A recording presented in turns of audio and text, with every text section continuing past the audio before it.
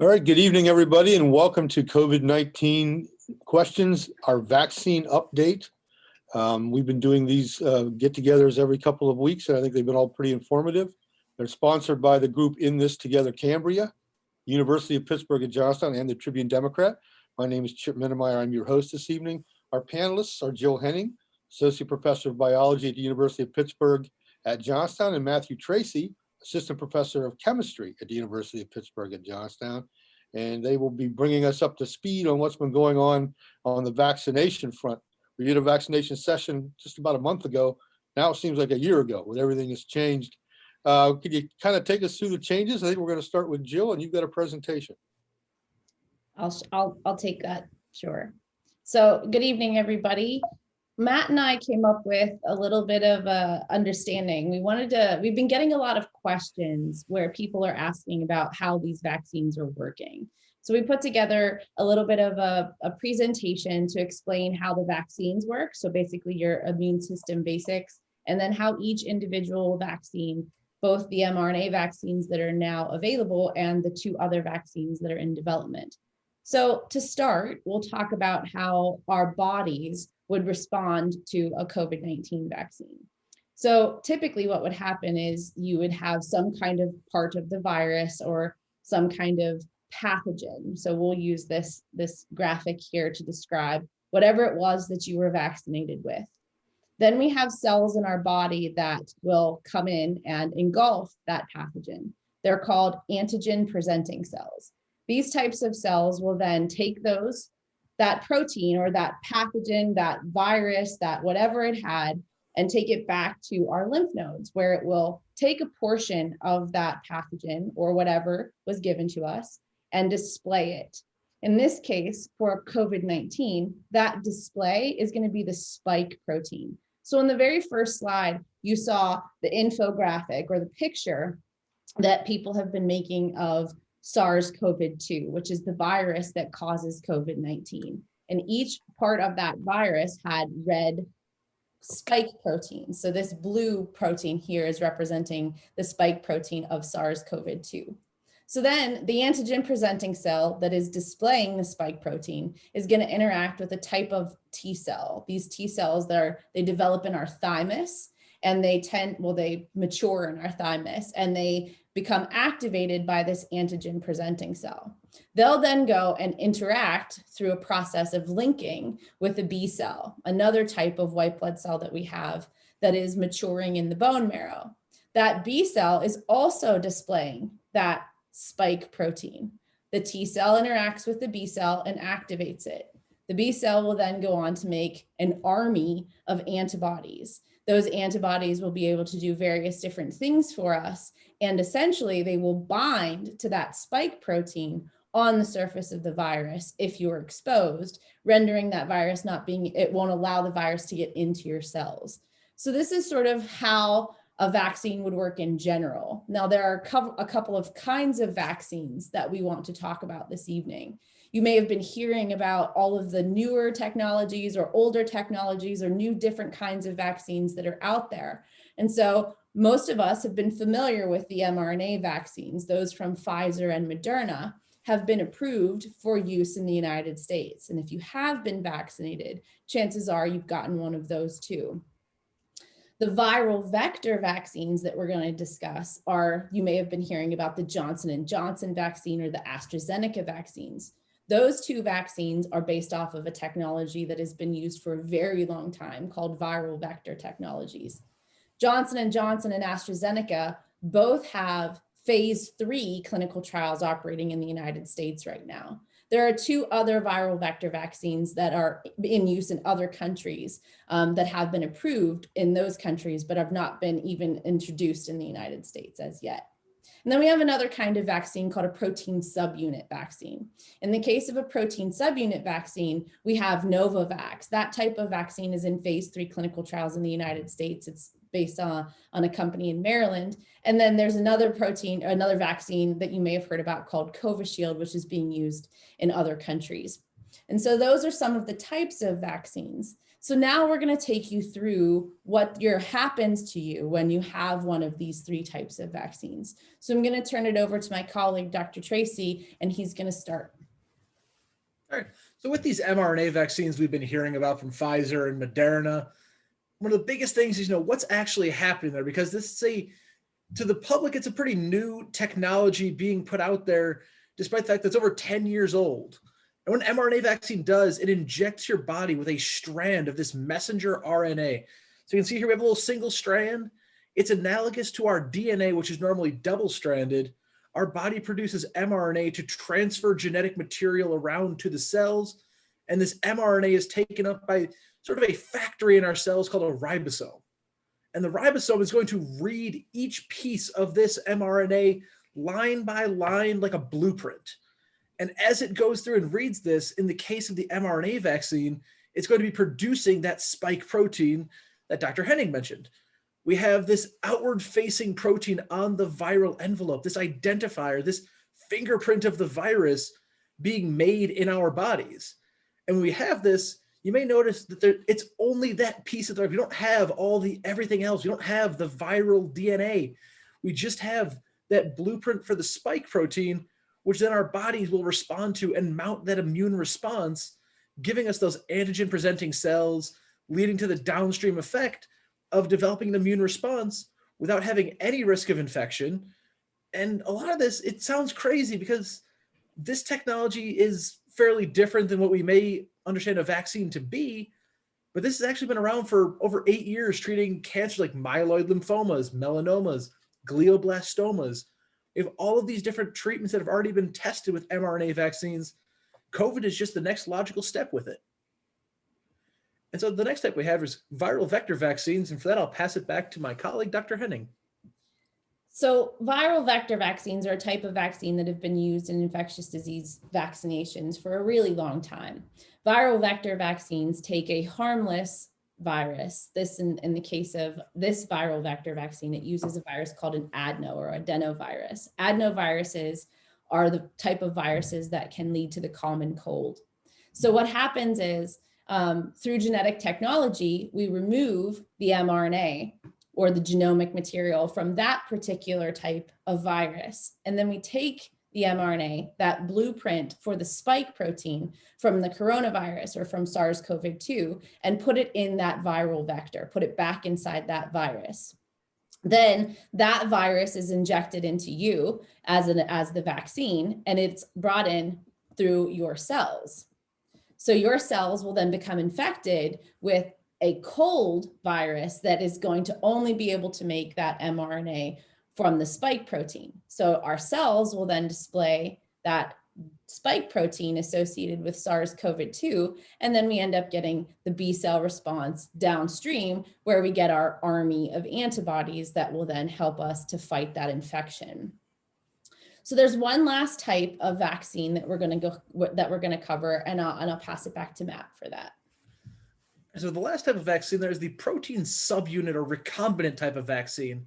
And in this case, it's sort of the best of both worlds in a way. We're not relying on the expression of this protein piece of the virus, in this case, the spike protein, that outward-facing fingerprint. Instead, we're going to attach that directly to a protein itself and allow that for the body to be taken up. So we have here, we just connect it directly, enabling us to create those APCs, those antigen-presenting cells, which recruit the helper T cells, which, as we said, from the helper T cells will lead to the activation of the B cells and lead to a massive swarming antibody response. So instead of relying on the protein being synthesized in our bodies, we can take the protein and just expose it directly with a harmless piece of a virus instead of the whole virus itself. So we also have, one of the biggest things that's been going on here is a lot of people have been asking about these COVID variants. What's been going on? What's been changing here? How are things different? And the 3 major variants that have been identified, we have what's called the UK variant, the South African variant, and the Brazilian variant, named after where they were first discovered and characterized. In all of these, we do see a slight change in the spike protein, that target that we've been focused on. And one of the big things, though, our treatments are still going to be somewhat effective there. By changing some of the spike protein, it can't change everything. It still needs to have some point of recognition. In the case of the UK variant, we're seeing an increased transmission, which is less than ideal, as well as a possible increased death rate in the UK. A lot of those results have been sort of adjusted accordingly. With the South African variant, we again see a change in the spike protein and increased transmission, and in the Brazilian variant.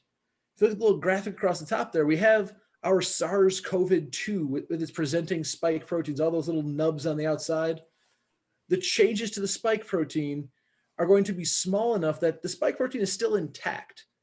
It's analogous to getting a haircut. You still have your hair, it just might look a little bit different. So in this case, that's why we're seeing some difficulties with these evolution of variants. And as scary as that sounds, every time there's a virus that goes around, there is expected to be variants. This is not some shocking development that there's suddenly 3 new variants going around. Every virus has the potential to mutate. The more people get infected, the more it spreads. These are all expected results that thankfully we've been developing ways to try to adapt and overcome the presentation of these new variants.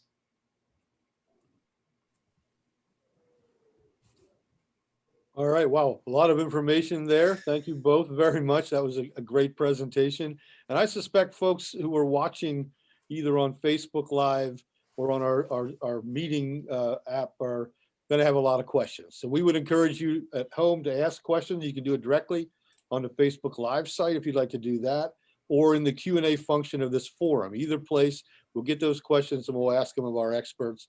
And obviously a lot of information to process. So if you have questions, please bring them forward. I think we're gonna go back to Jill with this question. Can you transmit the virus after you've been fully vaccinated? And we've seen that question flying around for a lot of people. We sure have. That question has been something that has been a reoccurring theme. And I genuinely understand the desire to want to return to normal activities. The question of vaccinated individuals and whether they're able to transmit the virus is still being determined.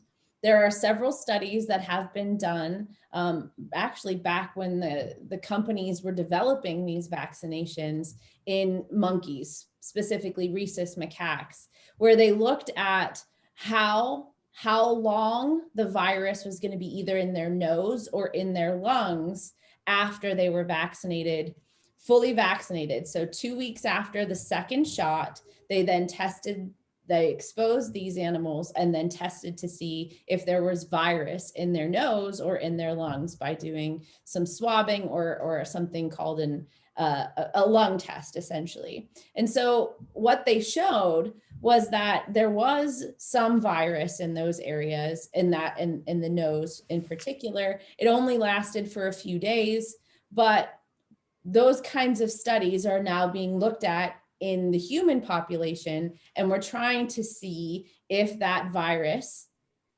can become transmissible to someone else. If there's enough virus in your nose, you may not see the symptoms. The vaccine will stop clinical infection in you, but it may not stop you from giving it to someone else in that 1 to 3 day window after exposure. Your immune system needs about 2 to 3 days to mount an immune response after you're exposed again. And so in that time period, there's a possibility that you could transmit that virus to someone else. However unlikely that possibility is, we still need to be cognizant of that fact and continue to wear our masks even after we're vaccinated until we know for sure. We just don't want to be spreading the virus to unvaccinated individuals at that time. Matt, do you want to kind of pick up on that question of wearing masks? Specifically, should I wear 2 masks to be doubly protected? Yeah, so the idea with the 2 masks, it kind of boils down to the purpose of why we're trying to wear these masks, what we're trying to accomplish. And as Jill pointed out, we're seeing the transmission of the virus possibly through the nose or the lungs. The masks, their real goal is to trap droplets. Even though we may not see them as we're talking and breathing, we're exhaling small droplets. And a very recent study at the CDC showed that people who wear poorly fitted masks, they don't have a good seal around your mouth and nose, or even just a single cloth layer, they'll stop between 42 to 44% of all exhaled and cough-based droplets using various dummy models. But by putting a second layer, even just a second doubled up cloth mask, they blocked up to 93% of droplets. And that's just, it boils down to making sure that we have a risk mitigation.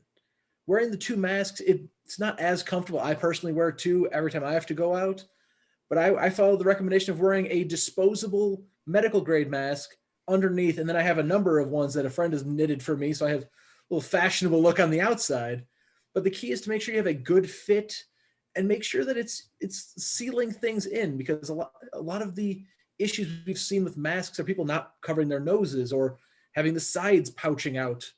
Wearing the two masks, especially two well-fitted ones, can really help to mitigate the risk. In terms of, people always say, do I have to wear two all the time? If you're outdoors or in a socially distanced appropriate area, one mask may be okay if that's your level of risk you're comfortable with. I would recommend wearing two in any time where those aren't things you can do. You have to be close together. You have to be indoors. Wearing two masks can really help lower the risk for all parties involved. Thank you for that. We do have a couple of questions that have come in to us from the outside. I would remind our viewers, you can post directly on Facebook Live, or you can go into the Q&A function of our Zoom webinar and post questions. We have one in each place. Here's one. I've seen cases have gone down more than 60% in the past 6 weeks. Why the sudden drop? Who wants to take that question? I can take that question. There's several things that are contributing to the decrease. But what we do need to keep in mind is that even though that graph has went way down, we're still higher in the caseload in the United States than we were this summer when we were worried about shutting all of our beaches down. So the spike went really high after the holidays, after all of the winter holidays, and now it's coming back down, but the levels are still different. This was summer, this is where we are now. We're still seeing about 100,000 or more cases a day in the United States. Now here locally, we are seeing significantly decreased numbers of cases, and that's a great thing. So there's lots of things that can be contributing to the flattening of the curve, as we probably have heard several times over the course of this year-long pandemic that we're experiencing.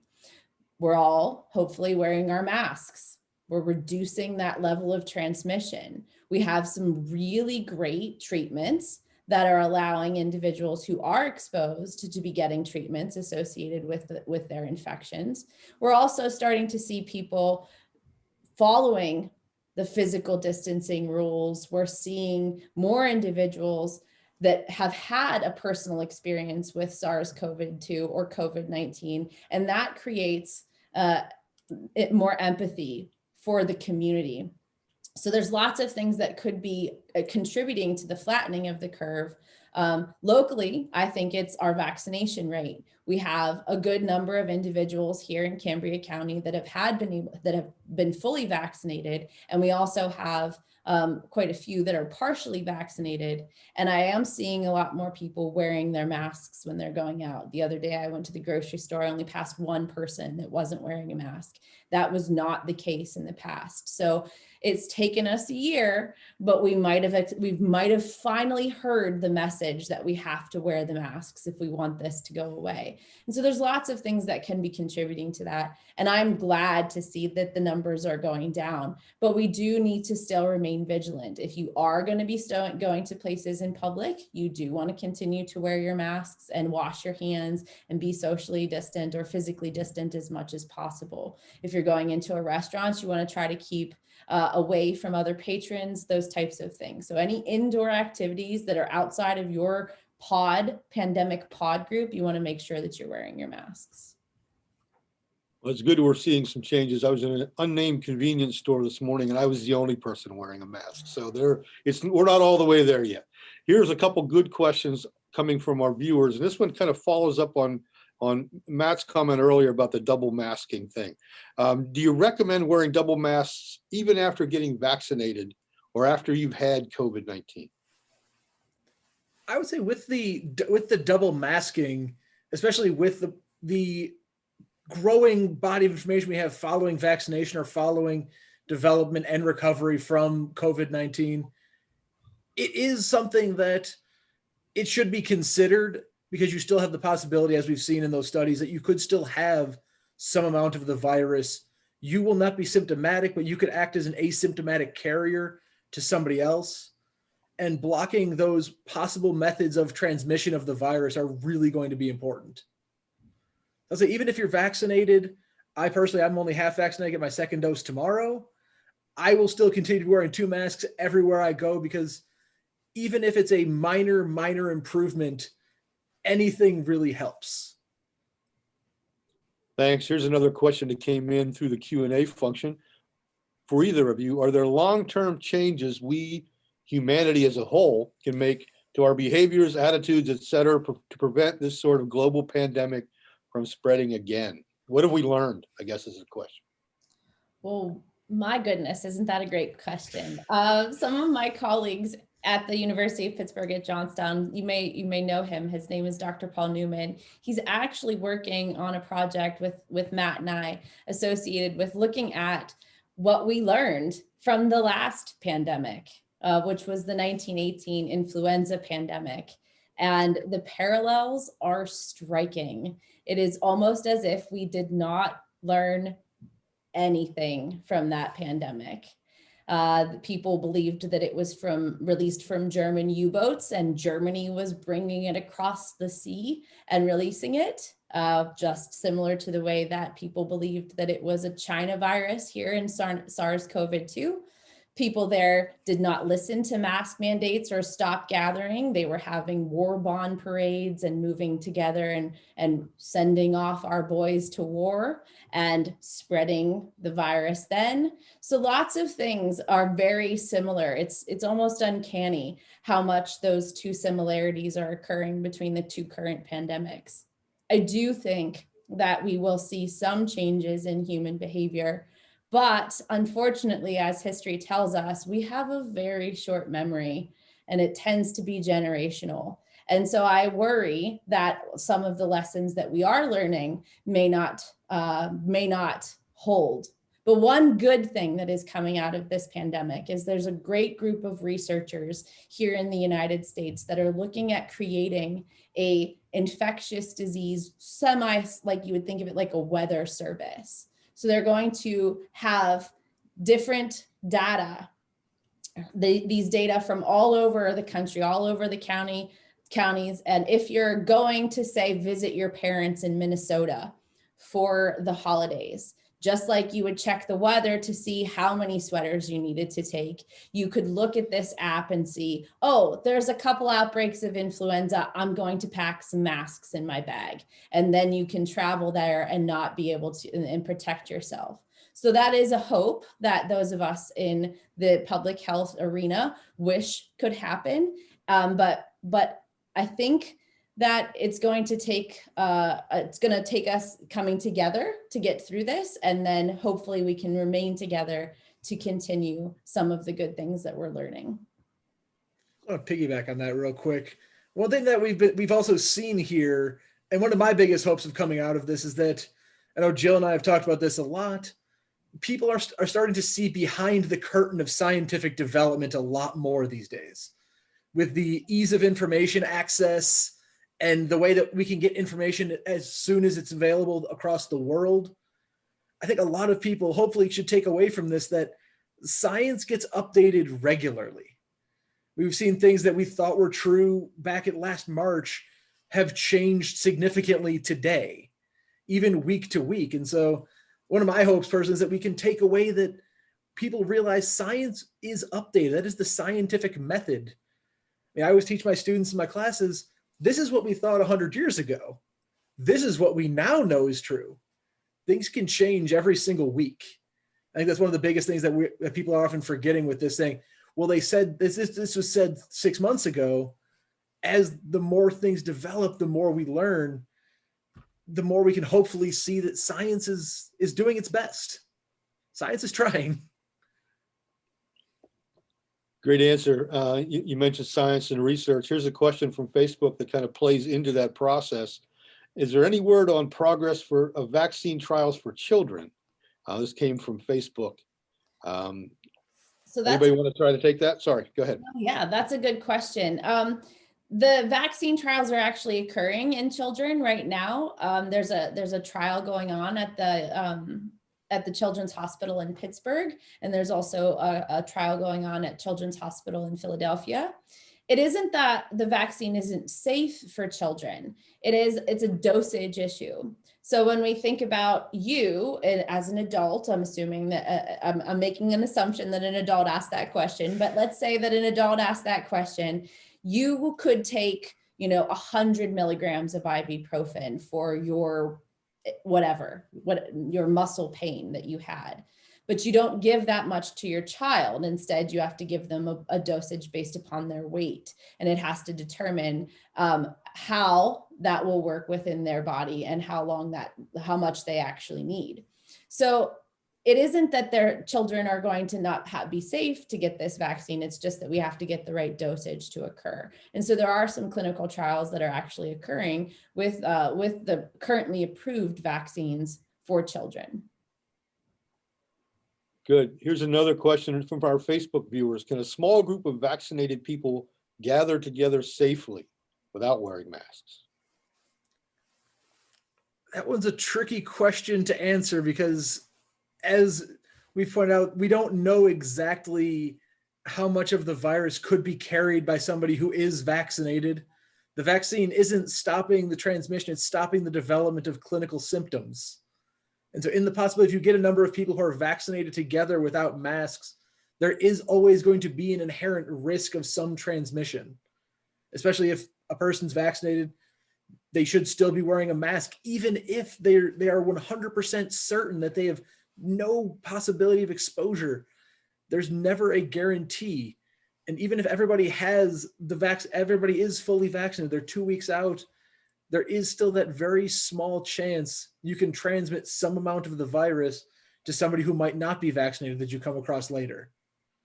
I know I personally would love to be able to get together with friends who are fully vaccinated and go back to the way we used to do things. But in terms of the risk, there is always going to be a risk associated with that. Thank you. Here's one that came into us through the Q&A function on our Zoom webinar. Why are eligible individuals refusing, skipping, or passing on a vaccine?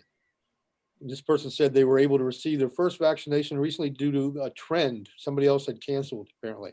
I had no negative reaction to the vaccine. My second vaccine is next week. The vaccination site at our local hospital was well organized, yet the talk there that day was about the numbers of people who were skipping the vaccine. We're going to play psychologist. Go ahead, Jill. Looks like you're nodding your head.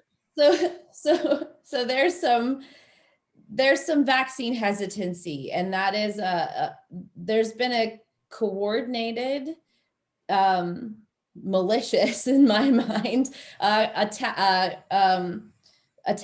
against science and vaccines.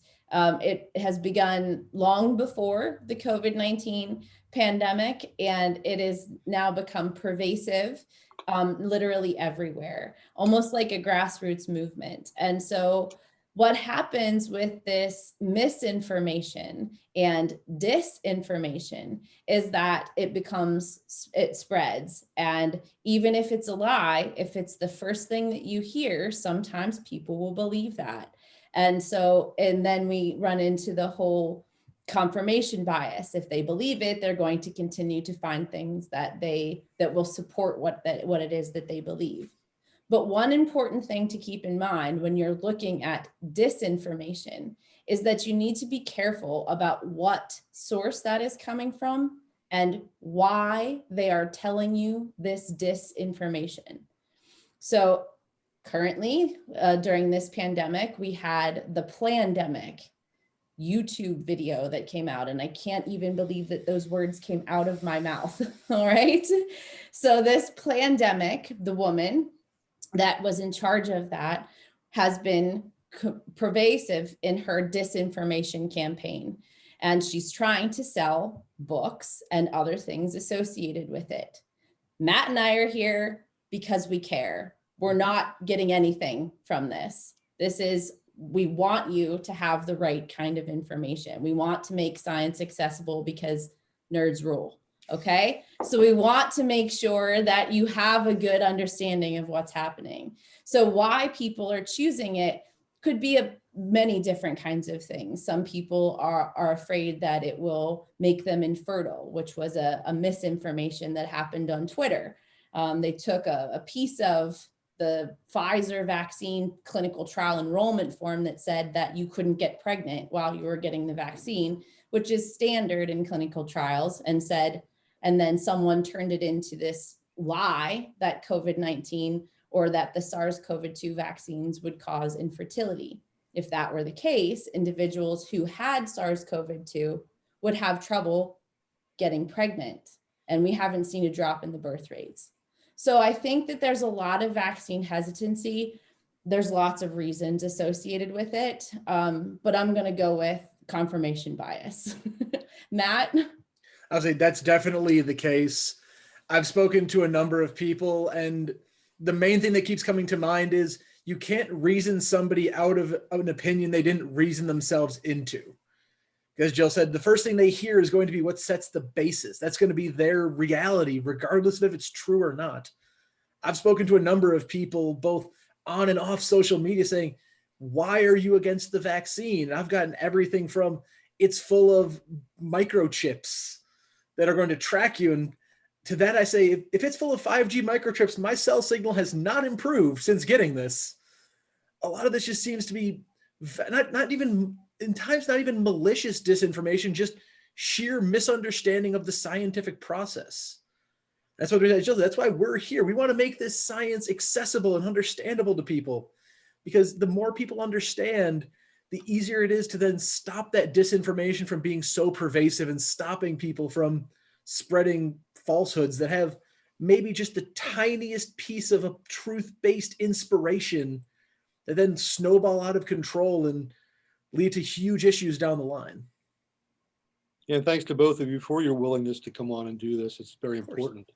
Here's a quick follow-up to the kids' vaccine question. This comes from the Q&A. Do we have any ballpark idea of how long it might take for that children's vaccine to be available? So the way that trials move in the United States is that we have, if something is in what we call a phase 3 clinical trial, that means that it's in large scale populations of humans, of human individuals. We have this vaccine currently in the stage 3 clinical trials for children in the United States. So there is a chance that we could see this vaccine starting to roll out for younger individuals, depending upon their age range and body weights, as early as the fall, or maybe a little sooner, but my guess would be fall or the following winter, this coming winter. Thank you. Here's a question that came through the chat from Facebook. Is there a compelling argument for individuals to prefer receiving the upcoming Johnson & Johnson vaccine other than over the existing ones? In terms of the vaccines, there really is no, I would say there should be no preference. Given we already have 2 that are available, those are sort of our go-to choice now. And a lot of it's going to come down to when you're signing up to get a vaccine appointment, you may not even be given the choice. You may just be told, this is what we have available. And a lot of this is going to come down to, maybe some people would prefer the Johnson & Johnson because it's a single dose versus the 2-dose Moderna and Pfizer. At the end of the day, they're going to have the same effect. They're going to help you, and any immunization is better than no immunization. Great answer. Here's another question from Facebook. Why is it still so hard, almost impossible, to schedule a vaccine appointment, even for the elderly or people in the 1A phase? It is a frustrating situation. Who can take that? That is a very frustrating situation. First of all, let me thank you for trying to choose vaccination. That is a thank you. I appreciate it. The second that I am in the category that I can get that, I will be offering up my left delt and telling them to shove it in there. But the vaccine issues that are occurring here in Pennsylvania have to do with 2 basic things. We have 2 distributions that are occurring. In the first distribution, it is going through the federal government. The federal government is distributing vaccinations through Operation Warp Speed, which you may have heard about, where they were going through pharmacies like CVS and Walgreens and Giant Eagle. The pharmacy at Giant Eagle is run by a larger conglomerate pharmacy. So those types of vaccine distributions are being done by the federal government. They are on a different delivery schedule than the private and hospital pharmacies that are getting things like the Conemaugh Hospital, Wimber Hospital, Mainline Pharmacy. They are getting their vaccinations from the state, and they are on an also on a different level. The Pennsylvania Department of Health has a Excel sheet that you can look on every week to see where the vaccines are being distributed in Pennsylvania. It will tell you which ones are going from the federal government, which ones are coming from the state. Those that are going from the federal government to CVS, Walgreens, and the Giant Eagle type pharmacies, they can vaccinate the population. They can vaccinate the public, so to speak, that are still in 1A. But those pharmacies also have a contract in which says that they must vaccinate individuals, at least in Pennsylvania, they must vaccinate individuals that are also in nursing homes. So until that is completed, the federal government is not going to be able to give as many doses to the public. The other dosings are going to those in the 1A category. Here in the state of Pennsylvania, and again, if you're listening to this, a shout out to those of you at the Virginia Beach Police Department. If you are listening to this from somewhere else, you'll have to check those records individually. But Pennsylvania here, we are getting the 1A category has become a little more encompassing. Pennsylvania has decided to expand the 1A category to individuals who have an underlying medical condition, to individuals who are 65 years or older, individuals who may have a higher BMI, or individuals who may have other kinds of conditions, individuals who may choose to smoke. So there are other kinds of things that are occurring in Pennsylvania where we have that 1A category has been expanded. So if we look at states like our neighboring state here in West Virginia, their 1A category was 65 or older. That's it. So they've been able to move past 1A. Pennsylvania's 1A category has become a little more encompassing. And that, coupled with the weather that we've had here, has delayed some vaccine distributions, and it has created a lot of frustration. And I hear you. I completely understand. I want you to keep trying. I know it's hard. There are a couple of things that are going to be on the way. I think that we're going to have some good things coming here in Pennsylvania. So if you can just keep trying to get yourself that vaccine, keep looking for information, check that website, call your local pharmacies. Every pharmacy in Pennsylvania is now required to have a phone number that you can call to schedule a vaccination, as opposed to trying to do it on the web. So I assume that if you're watching us on the web, you probably have access to the web, but there will be other ways to handle that. So just keep your nose to the ground and keep trying, and let's be like the hound dogs and try to sniff out those vaccines. It looks as if for those who are on the Zoom webinar, we've posted a link to that Department of Health vaccine distribution site. So hopefully you can click through if you haven't already done that. Here's a question we had planned to talk about. I think let's circle back a little bit to this vaccine question. What are some of the side effects that people are seeing when they get the vaccine, things that they're dealing with after the fact? So that's a good question. The CDC has a vaccine adverse event reporting system, and this system collects data on all vaccinations, and any issues that with any vaccination is going to be reported by healthcare workers. So if we look at that data, as of last week, the report showed very low rates of serious side effects. And this is something that is corroborated with the data from clinical trials. So most 91% of the side effects are going to be dizziness, tiredness, and headaches. A few saw anaphylaxis, and that rate was 4.5 people per million doses administered. When I last checked the statistics, and I admit that it was last week, we had about 14 million doses administered across the United States. So we're looking at a very small number of individuals who had some kind of allergic reaction. So those 4.5 per million doses have prompted an advisory. If you happen to be allergic to polyethylene glycol or polysorbate, so you may have heard polyethylene glycol being referred to as PEG. If you're allergic to either of those two compounds, you should not be vaccinated with the currently approved Pfizer or Moderna vaccines. So when we look at that 14 million doses, we also see some things that could be simply just a correlation. 14 million doses have been given. And again, this was the last that I looked. There were 113 deaths reported. So let's take a minute and think about that. Keep in mind that these deaths have been attributed to the vaccine. They have not been attributed to the vaccine as yet. So let me amend that. They have not been attributed to the vaccine yet. And I know that this is a difficult topic to think about, but we do have deaths every day in the United States. And these deaths have been they could have been from other causes. It could have been simply that individual's time. And so when it occurs within a week of that vaccination, it is going to be reported into this system, but none of those deaths have been attributed to anything that has occurred because of the vaccines. So there's one thing that I really like to stress regarding the side effects question. These vaccines, the Moderna and Pfizer vaccines, have had significant, comprehensive safety evaluations like no other vaccine in infectious disease history. I personally trust the science work to get my mother, my father, my aunt and uncle vaccinated, and they reported a lot of fatigue from the second shot. So I'm telling you that I work to get my family vaccinated, and I will take it myself. And I hope that you make that choice too.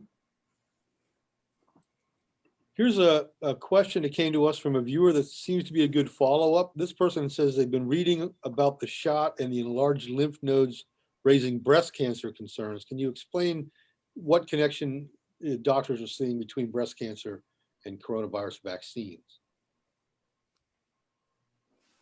So I can take that one too, if you'd like. So when we have a vaccine that is given to us, like we talked about at the very top of the hour here, you get the vaccine in your non-dominant arm, usually in the deltoid muscle. And so what will happen is that lymph node that the immune system that the antigen presenting cell will travel to is going to go to the regional lymph nodes. The regional lymph nodes are going to be the lymph nodes in what we call the axillary region or your armpit region. And so those axillary regional lymph nodes are going to swell. So think about whenever you've ever had a head cold and you go to your primary care physician and they do a little, they palpate your cervical region, which is our neck here. We also have lymph nodes in this area.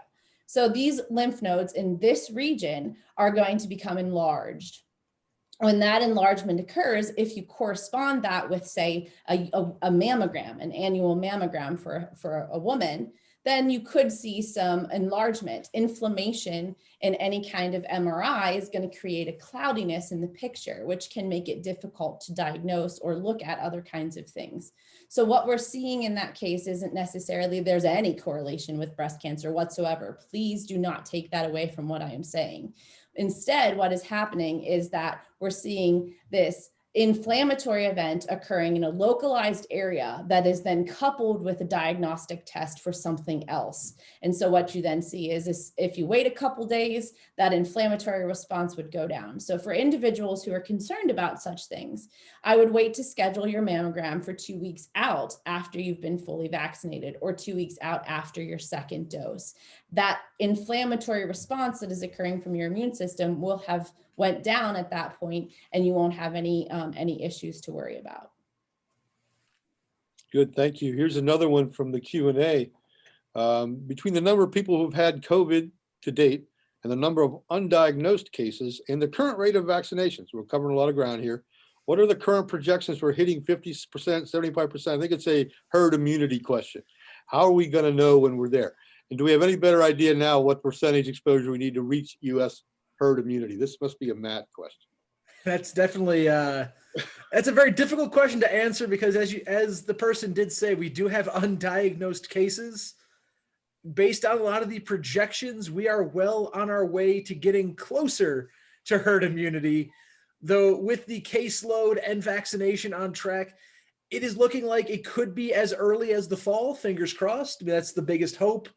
I personally say I want to get back to life as we knew it before the pandemic. But I think the fall would be the earliest possibility, though current projections have said it could be as early as, or as late as early 2022. A lot's going to depend on making sure that everybody who can get vaccinated is vaccinated, and those who are exposed to COVID properly quarantine. It is going to take a coordinated effort from everybody involved here. And the issue is going to quickly become that we have those people that we talked about who are maliciously non-compliant. We have to look out for those people as much as we're looking out for ourselves. And if we can all work together, the goal would be as early as the fall.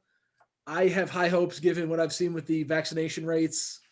We're getting better at it the more people get vaccinated. So fingers crossed for the fall. And to add to what Matt said, I would like to say that there were a lot of people that were hesitant at the beginning saying, I'm not going to be in the first round of individuals to get this vaccine. So to you, I say, we've had 14 million doses out there now. You are no longer in the first round of vaccines. If something was going to happen, we would have figured it out by now. So roll up your sleeve, let them put that shot in your belt, and just help us reach this herd immunity level. I have been sitting in my office, in my house, for almost a year. I know you all feel it. And so let's just try to work together and realize that if there was something that was going to happen, it would have happened already. And so you don't have to worry about being in that first round. You're not. So you can go ahead and if you are hesitant, try to get that vaccine. Thank you. Good answer. Here's one we had ready beforehand. If you do not have a reaction after the second dose of Mrna, in this case, does that mean that if you caught the virus earlier, you would be an asymptomatic carrier? That's the question. Or do we even know? In short, go ahead, Go ahead, Matt. It's okay. In reality, we don't know. There's no correlation study to say what your side effects are going to be, whether or not you've been exposed before. Some people have said after their second dose, they felt completely fine. Other people have been down for the count for a few days. And it's all going to boil down to that everybody's going to be different. Just because somebody does not have a response does not mean they were previously exposed. All it means is their immune system dealt with things a little bit differently than somebody else. And to that end, all of our immune systems work in the same basic way. So every time we have that immune response that occurs, we're going to have those antigen presenting cells. They're going to engulf that pathogen. They're going to display it. They're going to help out our helper T cells. They're going to activate those helper T cells. The helper T cells are going to activate those B cells. The B cells are going to make antibodies. So sometimes our antibodies are going to be in a really high level. They're going to stick around for about 90 days. And then after that, they go into this sort of hibernation state until you get exposed again. And then you'll see more antibodies come out. So everybody's going to work a little differently. And just because you didn't have any kinds of side effects, then doesn't mean that the vaccine didn't work for you. It also doesn't mean there's no way for us to know if you were exposed without us testing your antibody levels. And so there's really, if you got the vaccine, you're protected against clinical infection. You can make that assumption. If you received the vaccine, you are not going to have a clinical infection. I would remind our viewers, we've got about 10 minutes or so to go. We're wrapping up here. Last call for any questions you might have, either through the Q&A function, through the Zoom webinar, or on Facebook Live. In the meantime, how long should I wait after my positive test and quarantine to get the vaccine? Is it really 90 days? That's the number that's flying around out there. So the 90 days figure, I dug a little bit deeper into this one because I was curious myself. I've heard 90 days and 14 days. And the 90 days is recommended for people who have tested positive and received monoclonal antibodies or convalescent plasma as part of their COVID-19 treatment. If somebody did not receive that treatment, the standard 14 days following a positive test should be sufficient to get vaccinated. And also, I should add to that, if somebody is receiving other antibody-based treatments that are non-COVID specific, those are not disqualifying for getting the vaccine. There's a question through the Q&A. Do we know if this is going to be an indefinite immunity or will we be getting yearly shots similar to the flu? Another very common question. So we have a basic standard that we understand in viruses. If they use an enzyme that helps them replicate their RNA called RNA-dependent RNA polymerase, it's that thing that helps them copy their genome. If they have that, we know that it has a particular mistake rate. So let's say you're typing your letter or your email, and every time you type, you spell the word open incorrectly. And so every time you put the word open in there, you're spelling it incorrectly. And let's say you spell the word open in your email at least 4 or 5 times in a big long email. Same kind of thing happens when this enzyme is copying the virus. It's going to make mistakes at a rate that we know. We know the mistake that rate occurs. We can track that rate. It's called the molecular clock. So if you want to Google it a little later, it's a pretty fun thing to look up. So when you look at this molecular clock, we know how that's going to happen, which is why we were able to predict that variants were going to occur. We don't know what the variants are going to be, but we can tell you that there are going to be variants. And so since this is an RNA virus and it uses that enzyme, we can predict that there will be mutations. What those mutations are going to be, we're not sure. Of the current mutations, of the current variants that are out there, we have at least some kind of protection with all of the vaccines that are either in clinical trials in the United States or currently being used in the United States. If that holds, then it may last a while. If it doesn't, you may have to get your COVID shot every so often. It may be once a year like the flu shot. It's probably not going to be once a year. We're looking at maybe once every few years as we see these things occurring, as we get new mutational rates occurring. So my guess is that it's not. This is an educated guess. This is my hypothesis that it is not going to be lifelong, that you will at some point have to get another COVID shot, but it most likely will not be like influenza. Matt, you're good with that answer? Yep, okay. Here's one last question I'll throw out unless we get some more from the viewers. If I'm vaccinated against COVID and I'm around someone who is not, can I take the virus then to a third party? I guess this question will start with Jill. So if you're vaccinated and you're around someone who is not vaccinated and both of you are not wearing your masks, shame. Apparently, right. But if you're vaccinated and you're around someone who is not vaccinated and that person was then the unvaccinated individual, let's say person B was not vaccinated, person A was vaccinated, person B was previously exposed and in the pre-symptomatic phase, there is a chance that person B can expose person A, which is why we say to just wear your masks. Until we get everybody, or at least a level of herd immunity where there's not enough people that are susceptible to the infection in our population, we are going to continue to see cases. We're going to continue to see cases. So we need to get a level of individuals in our population who are protected with vaccination and or having COVID. And then we can start to not have to wear our masks anymore, because then there will be less people that could get the virus that you would come in contact with, less hosts for the virus to get into. So yeah, the answer to your question is, if all of those caveats that I mentioned occurred, yes, it could happen. Anything vaccine related that either of you would like to cover that we haven't managed to cover yet tonight? I'll just throw that out, closing statement kind of thing. Well, just to give a little summary, these vaccines cannot change your DNA. We have a one-way flow of information. It can't change your DNA. There's no possible way. We don't possess the right enzymes to go from RNA back to DNA. Can't happen. Won't change your DNA. It won't cause infertility. Those things would have occurred already.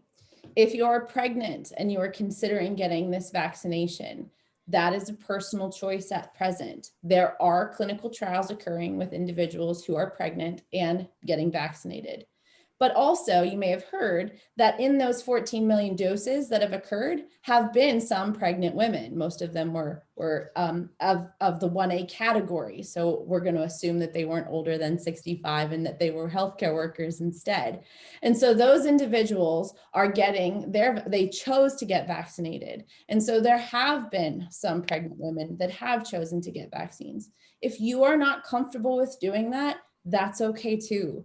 That's a personal choice. I understand whenever I was pregnant with my son, there were a lot of things I just absolutely refused to do because I wanted to be safe. So if that's the choice you're making, that's okay. But know that if you also choose to get the vaccine, you were not alone in that choice, and other women have done it as well. So there are lots of things that these myths that are occurring, and just be a little more careful with how you get your information, where you're choosing to say, spend your informational dime.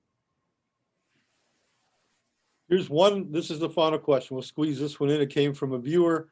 Is there any update on how long immunity lasts for people who have already had COVID, who recovered from COVID? Do we have a sense of that? I can take this one. Go ahead, Jill. Yeah. Okay. So there are some studies that are currently being done, but so because this pandemic is relatively new, long-term immunity studies haven't been able to be done yet. Okay. So because the first person who was infected with COVID happened a little over a year ago, where the virus wasn't around before that. And so we have less data on answering that question. But if we take what we do know about other infectious diseases and other viruses like this, we can say that for certain, we know that you are protected for about 9 months, because that's about how much data we've been able to look at. But if we look at other types of issues, other types of infectious diseases, we can say that, you know, it could last for as long as 5 years or anywhere in between now and 5 years. So there's some wiggle room there. We're not exactly sure. So even if you've had COVID, I recommend that you get the vaccine. Think of it like a booster shot, right? You had the virus, you're going to get the vaccine. It's just like getting a booster shot. It'll just help you a little. It'll only give you a leg up in the race. All right, thank you very much to our great panelists, Jill Henning, Associate Professor of Biology, Matthew Tracey, Assistant Professor of Chemistry, both at the University of Pittsburgh at Johnstown. We do plan to do future forums. Watch the In This Together Cambria Facebook page for updates on when those will be. I think we're going to probably try to do one 2 weeks from tonight, and we'll update you all on who the guests will be and some of the topics that we'll be looking at. Again, thanks to In This Together Cambria, UPJ, and the Tribune-Democrat for sponsoring this event. And thanks for tuning in, everybody. Be safe.